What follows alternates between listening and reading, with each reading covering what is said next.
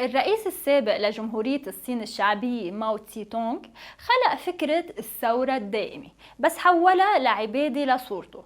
كل مواطن لازم يحمل الكتاب الأحمر، وكل مظاهرة لازم تنتهي بعبارة يحيى ماو.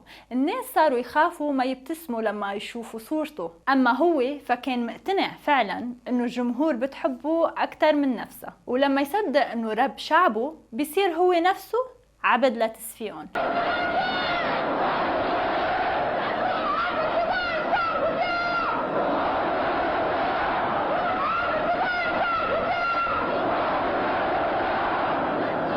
الجمهور تحت الطلب مش بس ظاهرة سياسية، هو مرض متبادل.